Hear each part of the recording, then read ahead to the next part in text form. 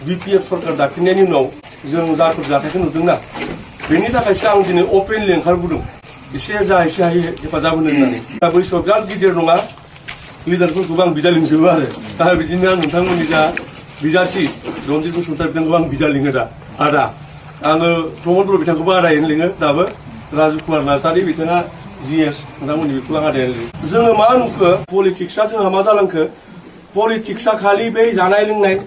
नायबा अरुणोदयल नङा होनबा बिथांमोना थांनाय 6 दानाव इलेक्शननि सिगाङाव मा फोसावदोंमोन लाइमोनफोरनो 2 लाख रां होनायनि खोथाखौ फोसावदोंमोन नङा होनबा 2 लाख होनायनि मायबा फोसावबाय मा खालामगोन बेखौ जेबो लिरनाय गैया जेरावबो मानो थाखाय होनो नागिरदों सोरनो होगोन दा जों नायबाय दाख्लैबो बिराद दावराव जाबाय होनोसै जाहैबाय 2 लाखखौ जों सानबाय होनोसैबा माबा अफिसियेल नटिफिकेसन ओंखारगोन नामा सरकार मोनसेया जेब्ला मायबा मोनसे होयो रायजोनो दा बाथ्राया मा जादों जेला होनोसै होनना बुंबाय जों सानबाय नटिफिकेसन ओंखारसिगोन नामा होननानै नटिफिकेसन होनांगौ जायो आरो स्किमनि नामा मा जों रावबो मिथिया बहा ओंखारदों एडभार्टाइजमेन्टआ जों रावबो मिथिया एप्लाइ बोरै खालामनांगौ जों रावबो मिथिया दा आं बेखौनो बुंदों नोंथांमोना पार्टिनि मानसिखा एसे जेला माने बे बाथ्राखौसो एसे गोसार होनांगौ आरो दस्राफोराबो जों बे बाथ्राखौ सानो जोंहा मोननायनि मोन्थाय गैया नामा नङा बिसोर मा खालामखो गावबा गाव अफिसाव रानजोब्बाय दाना मोनफा ब्लगाव 100 कपि माबाया फर्मा जों गोबाङा नुवासै दस्रा पार्टिनि मानसियाथ' बाद दोन गावसोरनि गेजेरावनो दा बिराद महाभारतनि माबा दावहा गावसोरनि गेजेराव 100 जन मानसिनो बयनोबो होजोबनो हाखाया नङा होनबा पसिबल नङा बे 5000 ना मानो होदों 1 crore 2 लाखै 5000 ल' होगोन बयनोबो होजोबनो हाया नाथाय सोरनो होगोन सोरबायदि मानसिया मोनथावना बेखौ गभर्नमेन्ट स्किमखौ मोननो स्पेसियेलि जायफ्रा सोलोंथाइबो थायो नाथाय जों नुबाय मा आंनि खाथि खाला आरोखि जों मिथिनो मोनबाय जायहा सोलोंथाइनि खुनु सार्टिफिकेट गैया बिसोरबो मोनबाय दरङाजुलि ब्लक BPF नि प्रेसिडेन्टआ अजद बिलाइ लिरदों आरोखि न'खरसेनि साब्बाया मा मोनदों जाहैबाय 2 लाखै गावसिनि ब्लक BPF नि प्रेसिडेन्टआ मिथिबावा बे बाथ्राखौ बे अजद होदों दानिया इउथफोरनो बेबायदि गालाय बुजाय जोंनि खोथाया मा जादों बोरै मोनखो न'खरसेनि साब्बाया मा क्राइटेरिया दङ नङा होनबा मा सोलोंना फैदों बे सोरबा पार्लार सोलोंदों हमना ला बेहा पार्लार गायसननांगौ नालाय बेहा मोननांगौ नेम मथे सोरबा मासरुमनि माबा खालामदों बेहा मोननांगौ बैसो होदों 20 to 45 जेबो गैया ओमफ्राय दाना बे बाथ्राखौ बुंनायनि थाखाय दाना सानैसोआ बिराद दाय नोंथांमोना नुबाय थाखायो दां आं नाम लाथारनोसै आरो फेसबुकाव दावराव खालामबाय थायो नङा होनबा प्रमद बर'खौ थांनाय बोसोर अत्याचार रायबाय बिसोरना खामानिया जेबो गैया रायनायल' सासे दं थेख्लाख्ला लिडार आरो हा बिक्रम होननाय बे उदालगुरिनि कास्टम होननाय सासे फैलायबाय जोंहा कास्टमा मा जाखो दाना आगोल मोनसे समाव बिराद दायोमोन माबाखौ हाग्रा महिलारिखौ माबा जालायखो बहाबा होखारजाबाय एबसुनिफ्राय दाना फैनानै माबा AJP हाबहैलायबाय असमियाफोर बेयाव मा जालायखो मिथिला दाना बेयाव फैलायबाय हा ओमफ्राय बेहाय फैनानै प्रमद बर'खौ रायनाया खामानि जाबाय बेना जेबो गैया रायनोल'सो नांगौ रायनाय सोंखारिनाय सावरायनायनि गेजेराव मोनसे डिफारेन्स थायो आंबो एखमब्ला सावरायो आरोखि सोंखारि आंबो नाथाय बै रायनाया मानो रायनो नङा होनबा बेनि उनाव फैलायबाय जोंहा प्रहलाद होननाय सासे क'क्राझारनिनो बेहाबो खामानिया जेबो गैया रायनांगौ सोरांनांगौ रायनांगौ आरो नन स्टप माखौ रायगावनो मिथिबावा बे सासेबो राय गैया बे जेसेबां मानसि दङ बिक्रम कास्टम प्रहलाद रिन्जय बेहाबो ओरैबायदि स्ट'रि बेना बुंनो गाज्रि बर' हारियाव धोरोम लानानै मोनसे स्ट'रि जाबाय थायो आरो हा आंनाथ' जेबो गैया आंना बर' नालाय बर' सोर मा धोरोम फालियो आंहा जेबो खोथा गैया बेजों आंना गिबि सिनायथिया बर' आरो हारि हिसाबै नायनो थाङोबा बेहा उदालगुरियाव माने ख्रिस्टानफ्रा एसे बुरजा दङ ओरैबायदि भाइरेल जाबाय दाना बेहाय BJPआव हाबहैबाय माबानिफ्राय एबसुनिफ्राय ओंखारनानै दाना बे प्रब्लेमा मा जाखो खालि ख्रिस्टानफोराल' MCLA MLA जाबाय थायो माबायाव उदालगुरियाव बेखायनो बेहा रागा जोंनानै BJPआव हाबहैबाय दाना ओरैबायदि रायबाय आं दाहाय हरनो नाजागोन नोंथांमोना हाबहैबा खोनाखाबाय होनदां खोनायाखैना भाइरेल भिडिअ मोनसे दङ बेना अडिअ ओरैबायदि रायबाय दाना बे ख्रिस्टानफोरखौ बे माबायाव थांनानै BJPआव मा जाखो मिथिला गावहा इलेक्सन गेलेबाय 5000 ना मा भट मोननानै फैनाय दानानै बेयाव फैलायबाय दाना BPFआव आरो खामानिया जेबो गैया बेना दा रायनायल' दा बर' हारियाव सोरबा मा धोरोम फालियो बेखौ लानानै धोरोमनि मुङाव जेला मानसिखौ रायलायबाय थागोन नङा होनबा बेथ' एक्सेप्टेबल नङा आरोखि बे जिनिसखौ जेसेबां सोंखारिजाथाव फाग्ला मानसि दङ इउथफोर दङ बेहाय फैजोबबाय लाइमोन लिडारनि बिसोरो सोंथिया मा जादों BPF सरकार दाबाय 28 जन मानसि लानानै बिसोर सरकार दाबाय बिथांमोना बिराद स्ट्रं मोनसे सरकार थांनाय 6 दानाव बिथांमोना लाइमोन दैदेनगिरि महरै दा स्टार केम्पेइनारनि बिथांमोनानो ओंखारगासिनो बे साननैसोआ साबाना सयजना स्टार केम्पेइनार जाहैबाय बे सयजन स्टार केम्पेइनारा बे 6 दानाव मा मावखो बर' लाइमोनफोरनि थाखाय हारिखौथ' बाद दोन आं बुंखाबायना हारियाथ' बिसोरनिया खालि धोरोम लानानै मायबा लानानै सोरखौनायल' हा बे मा होनो बेखौ गुनजेर ना मा बे स्टाइलनि जिनिस थ' बिथांमोना थांनाय बे 6 दानाव मा मावखो गावसोरा गारि लानायनि अनगायै गावसोर गारि बायजोब्बाय गारियाबो खम दामि गारि नङा सोरबा मावै दाङै गारि लानानै जोंहा बुंनांगौ जेबो गैया नङा होनबा नों खस्थ' मावदों बिजनेस मावदों साक्सेसफुल जादों खोथा गैया नाथाय 6 दानाव ओरैबायदि बबेनिफ्राय बेखौ मा होनो आलादिननि साखिना माबा मोनसे होनना बुङो आरोखि माने जेराव बुंबानो जालांजोबो गासैबो 6 दानाव बहा मोनखो बिसोरो नाथाय गावसोर लाबाय थिग दङ बेनि अनगायै बिपिएफनि जेसेबां थांनाय बोसोरबायाव प्राइमारि लेभेलाव ब्लक लेभेलाव खामानि मावबाय थै थां बिसोरनाव बे प्रब्लेम जादों थांनाय बोसोरबायाव बिथांमोना मा मोनखो बिथांमोननि थाखाय मा खालामखो स' आं बेखौनो बुंगासिनो बिपिएफनि जेसेबां मानसिफोर दङ बिथांमोना दा बे बाथ्राखौ साननायनि सम फैबाय बिथांमोना मा मोनखो मालाय बे साब्बाया दामि दामि गारि लाबाय नङा होमबा हस्पिटालावनो बिसोरल'सो हस्पिटालावाखै थांनाय बोसोरबायाव ब्लकआव सानथ्रुहायै ब्लकनि वर्कार दङ सानथ्रुहायै प्राइमारि वर्कार दङ बिथांमोना मा मोनखो बै 2 लाखनि जाहोदों जोंनाव आरो सासे दङ दाख्लै आंनि खाथियाव फैदों आरो बे आंनो खोथा फैदों काहिनिखौ बिनो 30,000ल' होबाय 1,70,000 लानानै थांबाय बिनिफ्राय दिहुननानै 2 लाख होनायखौ बेहा मालाय सार्टिफिकेट दङमोन माबा कम्पिउटारनि दखान मोनसे होयोमोन आरोखि डिटिपिनि बिनाव दा 30,000ल' होदों बिनो 1,70,000 लानानै थांबाय बिनिफ्राय बे बिसोरनि लिडारशिपआ बे होनबा इउथ लिडार दि होनदों लिडार सासेया मा खालामनांगौ लिडारा गाव लाग्रोयो ना दस्राखौ लाना थांनानै दावगाहै दस्राखौ स' बेनो आङो दा जों सावरायदों जोंहाथ' मिथिनांगौ जेबो गैया नाथाय बे बाथ्राखौ नोंथांमोना सोरबा लोगो दङबा बिपिएफनि बिथांमोननोसो बुंनांगौ जे नोंथांमोना मा मोनखो बे 6 दानाव मालाय बे 6 जनसा गारि लाबाय दामि दामि नङा होमबा नोंसोरना मा मोनखो जेबोथ' मोनासै बे थांलाबाय दाना ओमफ्राय आं खोनागासिनो नङा बे जायगायाव फैनानै सासेल' एसे मुंदांखा मानसिया फेरेंगा बसुमतारी बिथांखौ रायबाय थादों जाहैबाय बेनो जाहैबाय सांग्रां डक्टर सांग्रां ब्रह्म नङा होमबा डक्टर सांग्रां ब्रह्मखौ आं बिदा लिङो बिथाङा क'क्राझाराव थायोमोन नालाय सिआइटिनि लाइब्रेरियान इउनिभारसिटियावबो हाबैबाय गोबाव सम लोगो मोनलायाखैमोन दाख्लै मोनसे मिटिंआव लोगो मोनदों हरखाब दा बाथ्राया मा जादों भस्मासुर होननाय मोनसे केरेक्टार दङ मिथिना मिथियाथाय एकदम हिन्दु धोरोमनि आरो बे भस्मासुर जिनिसा माने सासे भस्मासुरा बिराद तपस्या खालामनानै महादेवा नुजाफैबाय दाना नुजाफैबाथाय मा नांगौ होननांबाय महादेवा बेनो मा नांगौ दे बुंदो आंखौ मानो एथ' खुलुमगासिनो होननानै बे ओरैबायदि बोर बिबाय दाना आंनो ओरैबायदि बोर हो महादेब आं जायनि खर'आव दाङो बेनो खामलांनांगौ होननांबाय बिथाङा ओरैबायदि बोर नांगौ बेनो फाग्ला मानसि बे सासे दाना महादेबाथ' बे खुलुमबायना बेथ' बिराद दिलदार मानसिना महादेबा भगबान आरो दै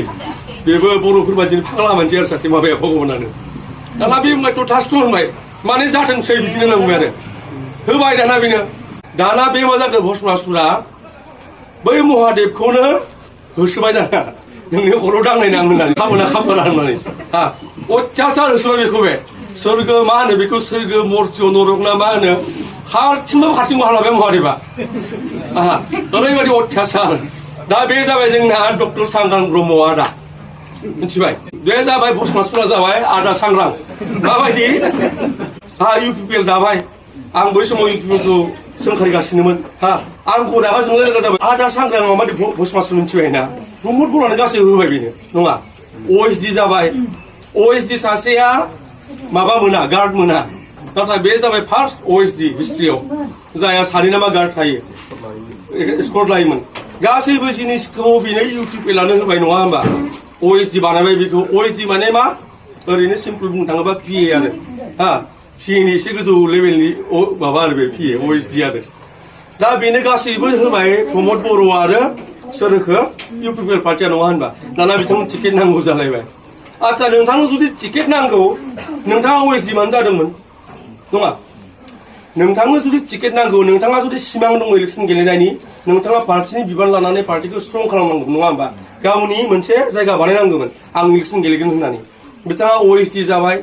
बेफोरखौ जेबो सानासै थाखा फैसा एसे खामायबाय लास्टआव टिकेट नांगौ जालायबाय दा सासे मानसिनिथ' गासैबो जिनिस होनो हायाना नङा दा जों बयहाबोथ' माबा मोनसे नङा माबा लुगैनाय दङ नङा होमबा बयनोबोथ' होनो हाया थ' बिथांनि केसा बेबायदि बेखायनो थाङै थुङै दाना मा होनखो 17 बोसोरनि पापखौ रुजुनो हाया माबा होनांगौ होनबा खाम्फा बिथांनि खाम्फा बरगयारि बिथांनि थाङै थुङै दा आराम रुजुनो हैलायबाय नङा होमबा बिदि मानसिखौ मा फोथायनो बेखायनो आं बुंदों दिनै आदा रन्जित बसुमतारिनि जाना आं जा एसे हायो बुंनो फैनाया बेनो बिथाङा जाबाय स्ट्रं चेन्ज जायाखै नङा होमबा दङ नालाय दङ आरोखि गाव बुंनांगौ बुंदों स्ट्रंलि बुंदों जोंनो बिदि मानसि नांगौ थायलाय बारलाय बोथोरनि बादि नङा होनबा बैसागु आलदा महर फागुन आलदा महर नङा मागो आलदा महर बिदिनो जायाना थ' बेखायनो आं बुंनाया बायदि मैया मानसि फैगोन बायदि मैया मानसिया फैनाय बाथ्रा बुंफैगोन दा जोंबो जोंनि साननायाबो आरो नङा होमबा जों सोरखौ फोथायनांगौ माबायदि मानसिया जों टिकेट लानो हागोन बेसो आरो सोरबा जुदि गावनि टिकेटनि थाखायनो 17 बोसोरनि हाब रुजुनो हाया होनलाय रुजुनो हैलाय नोंथांमोननिनो दा फैलायगोन चन्दन ब्रह्म नङा होमबा सानैसो फैनोबो हानाय बिथाङाबो थांलायबाय अत्याचार रायलायबाय माबा खुद्रिलायखो हाग्रामा महिलारिजों मिथिला खुद्रिनाव थांलायबाय दाख्लै देरहालायबाय हाबनानै ग्रोब हाबना दा रायगासिनो आरो माबाखौ प्रमद रायगासिनो दा आरो आं नुगासिनो बे सानैसोआ खाम्फा बरगयारि बिथांनि बाथ्राखौथ' बुंलायनो नांला नङा होमबा नोंथांमोननि खाथिनिनोखा आरो दा मा जादों आं दहाय बुंनाया थेख्ला लिरनानै खोथा बुंनाया दाख्लै दाना फोसावलायबाय गावसोरनो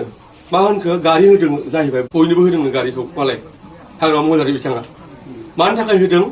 खामानि नायथिंनो होदों बेदि मायबा बि लादों ओरैबायदि आरो मोनसे सल' खोन्थाबावनोसै आं बै राजा आरो मोख्रानि माबा मोनसे सल' दंमोन नोंथांमोना गोसो दंना गैयाथाय माने राजाया ओरैबायदि फोथायबाय मोख्राखौ गावनि सान्थि गाहाय बानायना लाबाय बेखौ मोख्राखौ गावखौ नेग्रा आरो दै गावखौ बेंग्रा जोंना जेरै थाफाया होनबा सिलाय लानानै दाना ओरैबायदि फोथायो आरो बेखौ ओमफ्राय मोख्रायाबो बिराद माबा मार आरो फोथायथावना मार आरो बेखौ फुल भरसानि मोख्रा आरो बै माबाखौ सेबगार होग्रा दाना सानसेखालि राजाया उन्दुनायाव थाम्फै मासेया बाफैबाय थाबाय बेहाय खस्थ' होबाय थाबाय बेखौ राजाखौ दा जोंना थुरवाल दिहुननानै लागायबायना दाना थाम्फैखौ बुथारनो नङा होमबा आंनि राजाखौ मानो डिस्टार्ब होबाय थादों होननानै होबाय बे माबाखौ दाननाय मोनसेया थाम्फैया बिरलांबाय मालाय राजाया नुब्ला दा बे काहिनिया जागासिनो बिक्रम मोना हाग्रामा महिलारिनि बिराद बिसास आरो बिसोर दै हाग्रामायाव फोथाय बिथांमोनखौ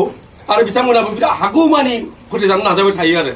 दा बै मोजां खालामनो नागिरनायावनो बै मोख्राया खालामाखै होनबा बासायनो नागिरदोंमोन उल्था थैबायसो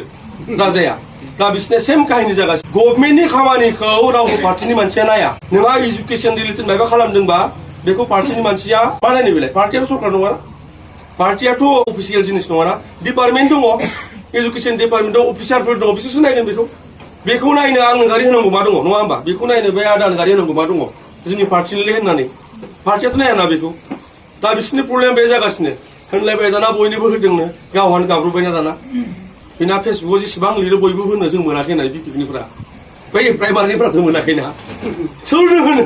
इजेन्सिया मोनबाय मालाय जायफ्रा नांथाबबाय थानो हायो जायफ्रा थांनाय बोसोरबायाव अत्याचार खामानि मावबाय मोनजाया मोनलोङा बिथांमोना जेबो मोनासै दा बेबायदि काहिनि बेखायनो जों नाजानाया माबोरै मोनसे बेलेन्स मेनटेन माबायदि खालामनो हायो जों बेखौ खालामनो नाजादों दा जोंनि थांखिया मा बोरैबा जुदि 8 जनसे सरकारा जोंहा मोननै खाबु दङ जों बिराद खाफाल गोनां मोनसे बिटिसिआव दङ जोंना सरकार जों मोननै सरकार मोनो आसामाव मोनसे थाबाय नङा होनबा बिटिसिआव बिपिएफआ दाबा थिग दङ नाथाय बेजों लोगोसे जुदि जों दा आसामाव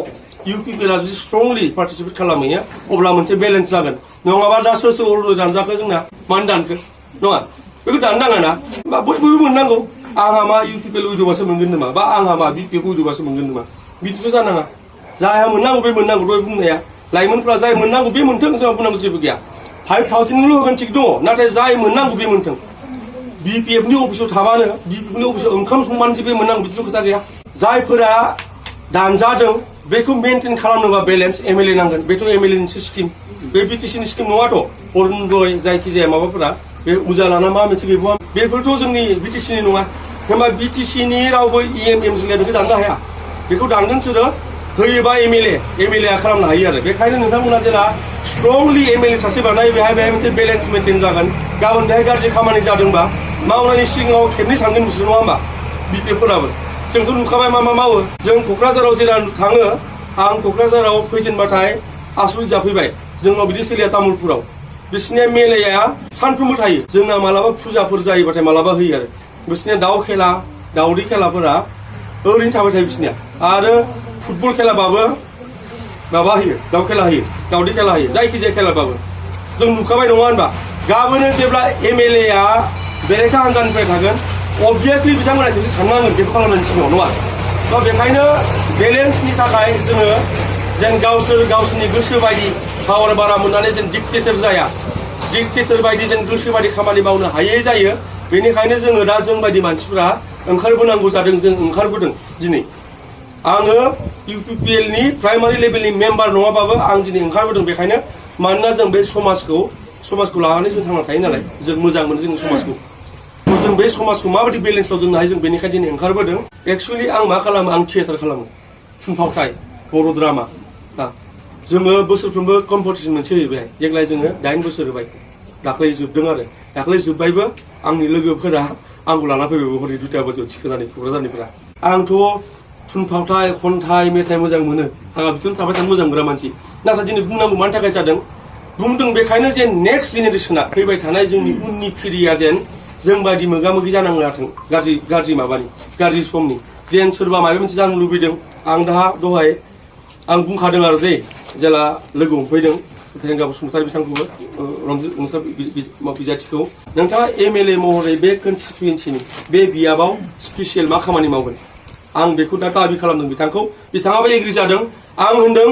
टप 10 10 जन जाय फरायनायाव साबसिन बे हालामाव बे कनस्टिटुयेन्सिनि बे 10 जन नोंथाङा स्कलारशिप होनांगौ 2000 होनदों बेखौ बिथाङा खालामनो हायो नङा जानांगौ जोंनि बिनिया ओरै नङा सार साहा लोंनो एसे होलां जोंहा बेयावनो थाबाय जों गोदोनानै थांनाय 15-20 बोसोरनिफ्राय बे बाथ्राखौ बुंजानो बायो गोबाङा नङा होनबा गाज्रि मोननोबो हानाय आं बेखौ बुंनाय नङा होनबा नाथाय सैथोआनो बेनो जेरावखि थाङा मानो जों बेयाव थांबाय थायो बिनि सोलाय जों मानो बुङा जे सार नोंथाङा बेखौ खालाम 10 जन गथ'नो टप 10 नो होमबानिया गथ'फोरनि गेजेराव मा मोनसे बादायलायनाय जानोसै नङा होनबा इन्टारेस्ट फैगोन बादायलायनाय जागोन बिथाङाबो मोजां खामानि मावबाय नङा होनबा आरो बेबायदि दा आं नायबोदों दहाय न'आव बिथाङा माबा लाइब्रेरि लुगासिनो मोननो बिथांखौ जेराव जिरायो लाइब्रेरिया मा बे हालामनि नोंथांमोननि स्पेसियेलि बै समाव आरो MCL जाना थानाय समाव बे हालामनि जेसेबां गथ'फोर दङ फरायनो लुबैनाय मोजाङै APSC माबा बेफोरखौ होनायनि माबा आरो बिथांमोननि थाखाय जेन फ्रियाव बिजाबफोरखौ होनो हायो फरायनायनि मोनसे आबहावा दानो हायो बिथाङा बेखौ बानायगासिनोमोन नाथाय बै मोजां बाथ्राफोरा गोसारा नङा खालि गाज्रिया गोसारो बिथां सांग्राङा दि सिङाव थायो जेरावबो नङा होनबा जे बिथाङा फिसाजों साख्रि होदोंना मायबा होननानै नङा दा मोनसे खोथाया जादों बिथांनि फिसाजोआ मा साख्रि मोननो नाङा नामा बिथाङा EM जानायखायनो बिथांनि फिसाजोआ साख्रि मोननायनि मोन्थाय गैया नामा बयहाबोथ' मोन्थाय दङ जुदि बिहा इन्टारभिउ होनानै आं खबर लाबाय नंगौना नङा लाजोबदों जाहैबाय इन्टारभिउ लादों खारदों गासिबो खालामदों प्रुफ दंजोबो होमबा आरो जुदि नंथ्रा बाथ्राया मानोथ' होसिख्रावबाय थादों केस हो ओरैबायदि जुदि सियरथार गावहा मानसिखौ मिसलिड खालामबाय थाना मा मोननो नङा होनबा ना ओरैनो होसिख्रावबाय थानानै नोंथांनि गाज्रि खालामबाय थाना मा मोननो एक्सन ला बेखौबो लानो हाया मानो स्ट्रिट दङ बेखौबा थ' बेखायनो सोर मा बुंदों बेखौबो एसे खोनासंनानै जोङो दा एसे दावगालांनांसिगौ आरो आं बेखौनो बुंबाय आंनि दाबिया मा आं जेराव हाबदों दा आंहा MLA खौ बेनो दाबि नोंथाङा 10 जन साबसिन फरायसानो नोंथाङा स्कलारशिप होनांगोन 2 बोसोर नङा होनबा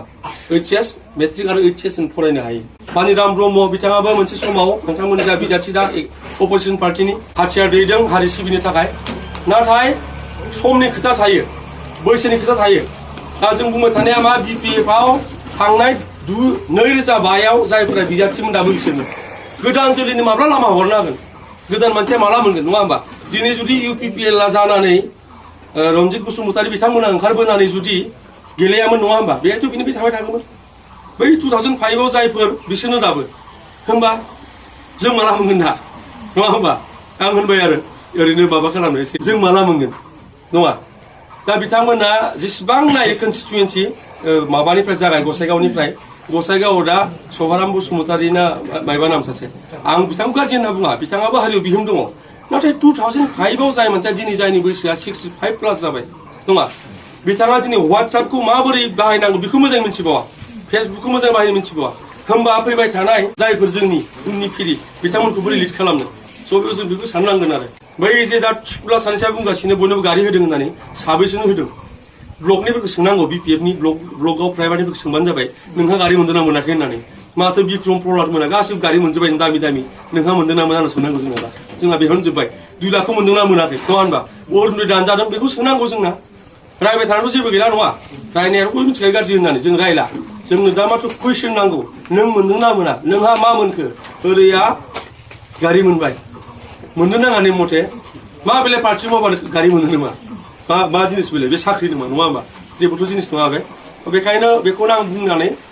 बिथां रन्जित बसुमतारी बायदि सासे स्ट्रं स्पेसियेलि बर'फोराथ' दोरोदथारनो नाङा हारिनि खोथा बुंग्रा मानसि हारिनि थाखायनो हाग्रायाव थांनानै नङा होमबा गावनि मोनसे माबायाव दोननाय रिक्सायाव दोननानै फैनाय मानसि थ' बिथाङाबो डिजार्भ खालामो मोनसे खाबु मोन्थों बिथाङा एसेम्ब्लियाव थांनानै जेन बाथ्रा बुंनो हायो एसेम्ब्लियाव थांनानै जेन जोंहा जोंनि गेजेराव जानाय खैफोदफोरखौ जेंना जेंसिखौ जों बुंनो हायो आरो पलिटिक्सआ बेनि थाखायल'खा पलिटिक्सआ सोरबानो बै मानसिया मोजां मालाय हाबायाव थाङो सोरनिबा फिसा फेनला माबाफोराव थाङोनो बिदिनो खबर लायनो बेखौथ' जोंबो खालामनो हायो नङा होनबा बेखौ आदायाबो खालामनो हायो आदायाबो खालामनो हायो जों बयबो खालामनो हायो बेखौ नाथाय सासे एमएलए नि बिबाना मा एसेम्ब्लियाव थांनानै जोंनि जेंना जेंसिखौ बुंनानै माबोरै जोंनि राइट्सखौ बोना लाबोनो हायो नङा होनबा माबोरै पार्टिसिपेट खालामनो हायो आयेन बानायनायाव बिसोर बिनि खामानिया थ' बेनि थाखाय आं सानो पारफेक्ट मानसिया नोंथांमोननि बियाबाव बिथाङानो आरो आं बेखायनो दिनै बेहाय फैनानै नोंथांमोनखौ बयखौबो खावलायफैबाय नोंथांमोना हानायमानि बेफोर बाथ्राखौ स्प्रेड खालामनानै जेन मोनसे एवार्ड जायो मानसिफोरा आरो जेन बिथाङा मोनसे मोजां मार्जिन लानानै देरहालाङो आं बेखौनो बुंनानै फैबाय थानाय रंजालि बैसागु फैगासिनो दं जोंहा रंजालि बैसागुनि बयनोबो गाहाम हामलायनाय बावनानै आंनि बिबुंथिखौ एसेयावनो फोजोबबाय